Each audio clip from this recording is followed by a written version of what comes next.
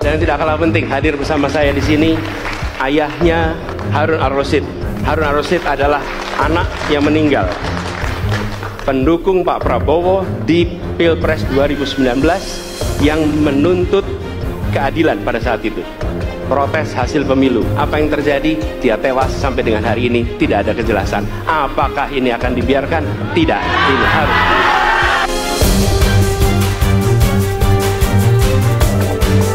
Jadi setelah pulang sekolah dia bikin layangan, minta uang sama ibunya 5.000 untuk beli kertas layangan. Dia pakai celana pendek, jadi sempet sama ponakannya bikin layangan. Sorenya itu sebelum maghrib dia tanpa izin pergi gitu, ya mungkin main kemana nggak tahu. Setelah nggak pulang-pulang saya khawatir, saya cari, ya akhirnya ya yang tadi saya ceritakan.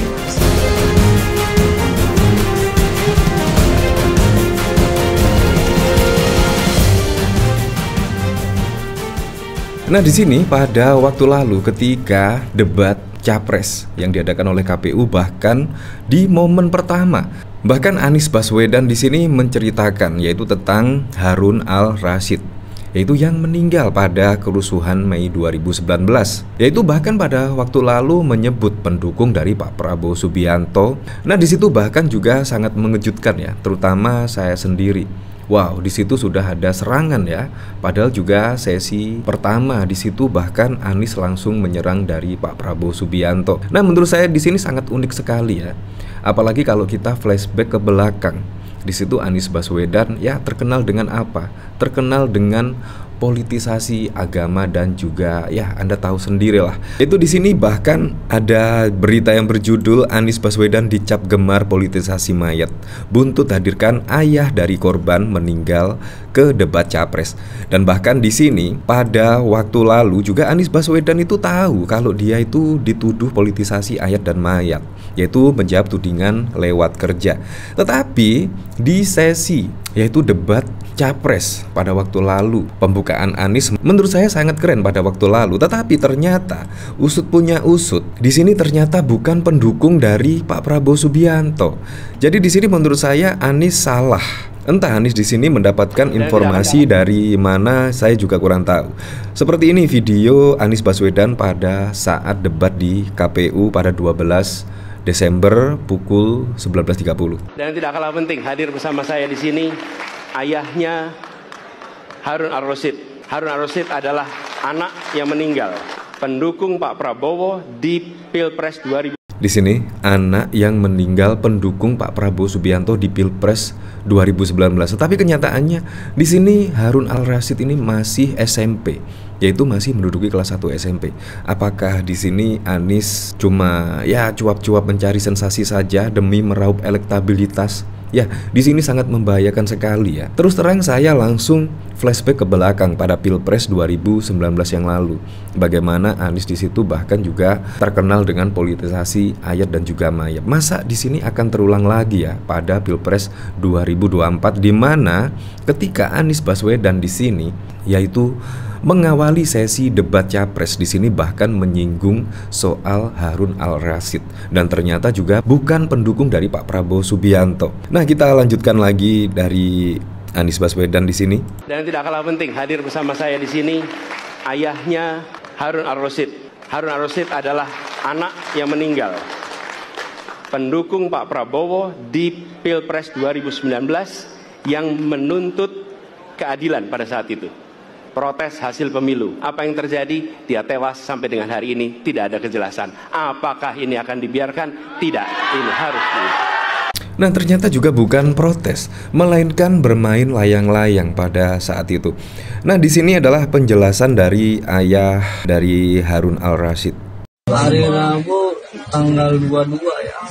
Jadi setelah pulang sekolah dia bikin layangan, minta uang sama ibunya 5.000 untuk beli kertas layangan. Dia pakai celana pendek, jadi sempet sama ponakannya tuh bikin layangan. Sorenya itu sebelum maghrib dia tanpa izin pergi gitu, ya mungkin main kemana nggak tahu. Setelah nggak pulang-pulang saya khawatir, saya cari, ya akhirnya ya yang tadi saya ceritakan. Nah, di sini cerita ayah Harun Al-Rasyid siswa SMP kelas 1 yang jadi korban tewas saat kerusuhan Mei 2019 tidak terlibat politik dan masih di bawah umur. Yaitu di sini berarti yaitu apa yang dikatakan Anies Baswedan adalah hoax. Di sini memang harus diklarifikasi oleh Anies sendiri, dan bahkan di sini berita pada waktu lalu juga menyebut di sini korban tersebut yaitu bukan terlibat politik dan di sini masih di bawah umur. Tetapi Anies Baswedan pada waktu lalu yaitu menyebut Harun Al-Rashid adalah pendukung dari Pak Prabowo Subianto dan lain sebagainya. Nah, di sini kan sudah terbantah ya dari jejak digital pada waktu lalu. Nah, di sini bahkan juga dikomentari oleh Zero. Mohon maaf kepada keluarga Harun Al-Rashid karena kasus ini dipolitisasi oleh pihak lain. Pernyataan Capres Anies yang membawa Harun, ayah Harun Al-Rashid di forum debat Capres dinyatakan sebagai pendukung Pak Prabowo yang tewas saat kerusuhan 22 Mei 2019 memprotes hasil pemilu adalah hoax. Jadi di sini sudah jelas ya, di sini adalah hoax. Bahkan di sini dari cek fakta, ayah Harun Al-Rashid harusnya adalah anak yang meninggal pendukung Pak Prabowo di Pilpres 2019 yang menuntut keadilan pada saat itu protes hasil pemilu.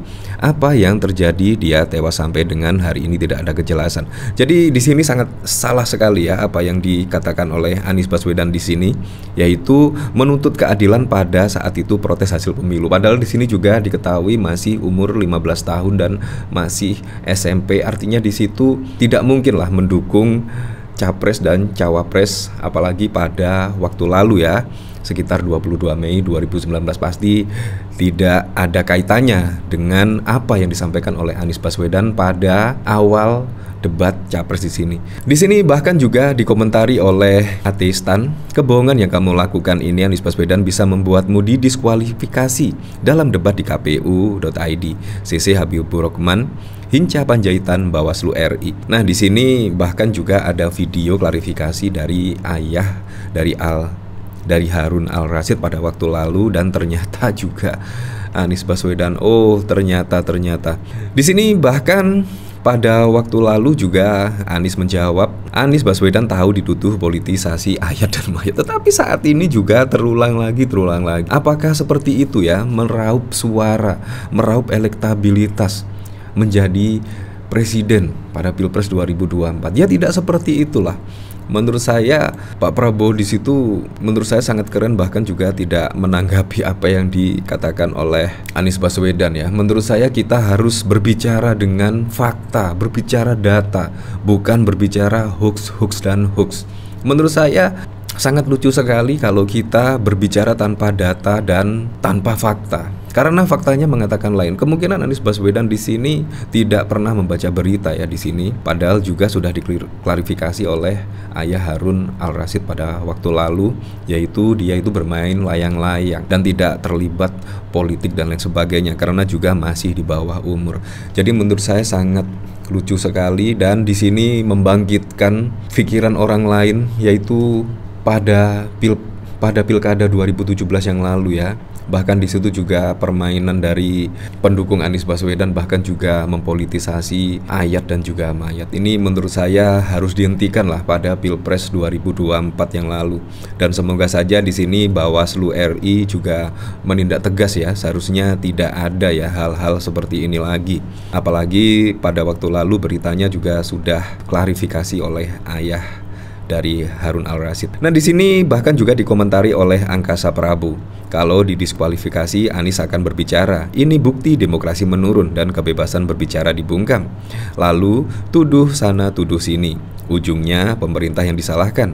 Biarkan saja Bung, kita cukup sebarkan bukti dan faktanya saja. Iya, padahal Anies Baswedan sampai saat ini juga bebas berbicara ya, tetapi pada waktu lalu mengkritik demokrasi di Indonesia menurun. Wow, sangat wow sekali. Di sini dari Adli Furgan, hehe, timnya kalah terus ngadu merengek-rengek pada panitia pertandingan agar yang unggul dibatal. Bohong apanya dulu? Jelasin. Ya seharusnya dibaca dong, dibaca. Wah, kalau pendukungnya Anies seperti ini tidak pernah baca, tidak pernah menyaksikan sejarah pada waktu lalu ya, seperti apa coba? Jadi debat kalau memang tidak berdasarkan fakta dan juga data sangat repot sekali ya ketika debat ya. Di sini dari Stato Castre, haha, gak usah emosi, jogitin aja gitu kan. Muhammad ikhtiar, kebohongan, kaum buta dan tuli ya, Kanjuruhan yang menewaskan ratusan supporter karena gas air mata. Ini beda lagi gitu. Apapun itulah untuk Pilpres 2024 mendatang semoga saja berjalan dengan aman, berjalan dengan lancar, dan yang paling penting berjalan dengan jujur dan juga adil.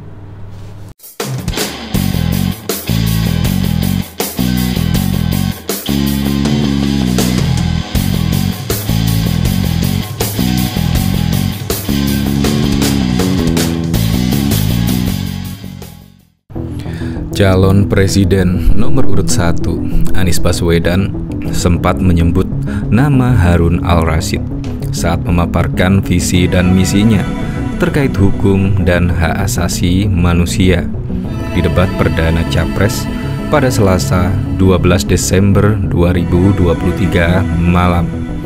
Dalam kesempatan itu, Anies menyebut Harun adalah pendukung Prabowo Subianto saat pemilihan Presiden Pilpres 2019 silam. Menurut Anies, Harun tewas saat menuntut keadilan terkait protes hasil pemilu. Tidak kalah penting, hadir bersama saya di sini ayahnya Harun Al-Rashid.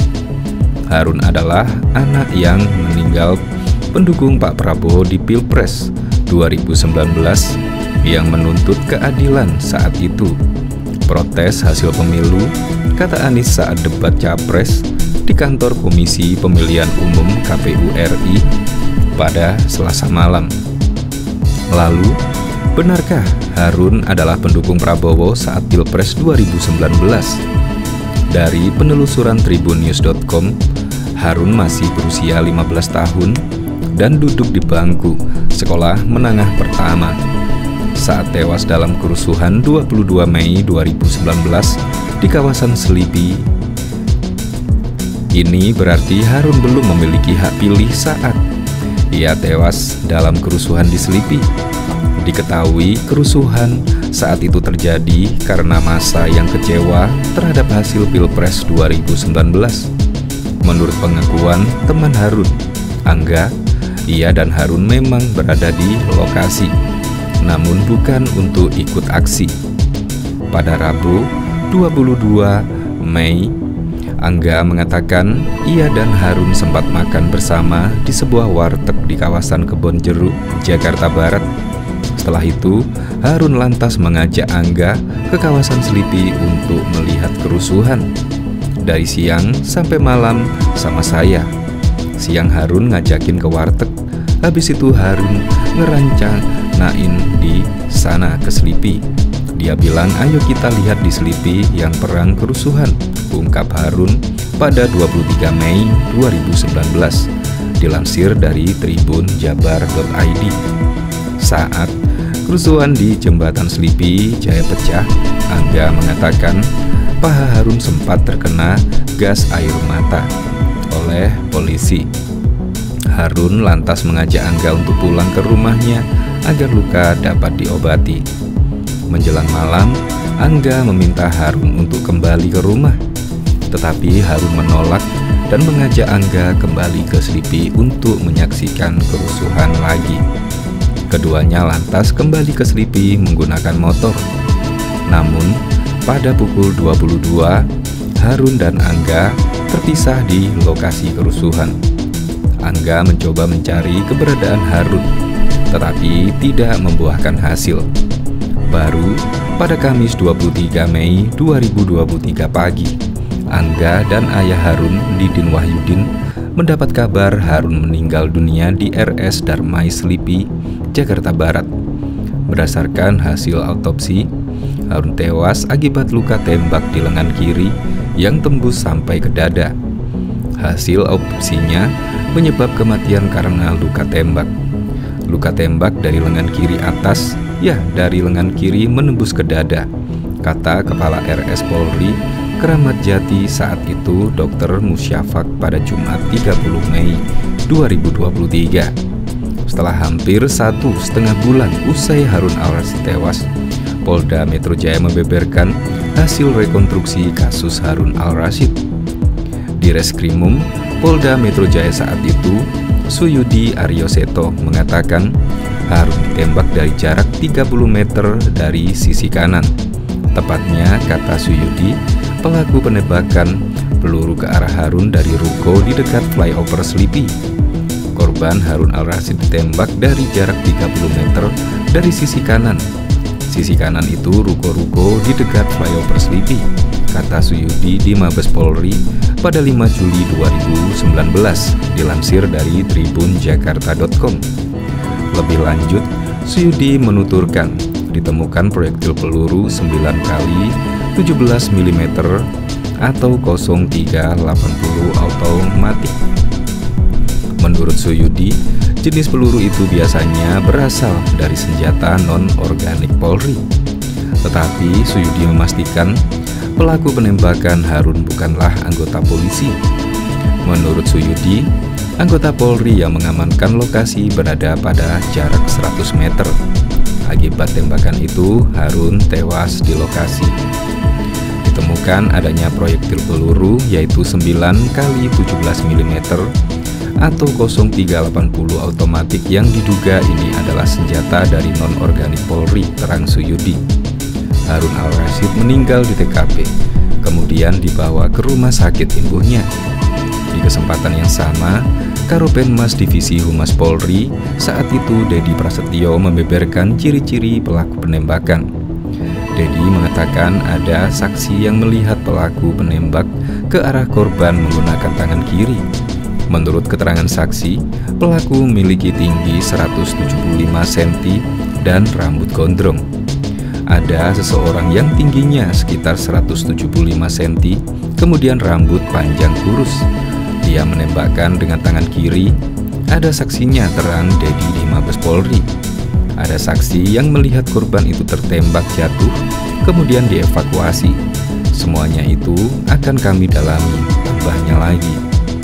Saat itu, untuk menemukan identitas pelaku, polisi menggunakan 2 teknologi face recognition dan voice analysis. Metode ini dilakukan untuk mengidentifikasi wajah si penembak misterius tersebut. Sementara itu, teknologi voice analysis digunakan untuk mengidentifikasi jenis suara letusan pada saat kerusuhan. Diketahui total 9 korban termasuk Harun dalam kerusuhan 21 hingga 22 Mei 2019, yaitu Harun Al-Rasyid, Bahtiar, Abdul Aziz, Rehan, Widianto, Rizky Ramadan, Farhan Syafiro, Adam Nuran, Sandro dan Muhammad Reza, ungkapnya.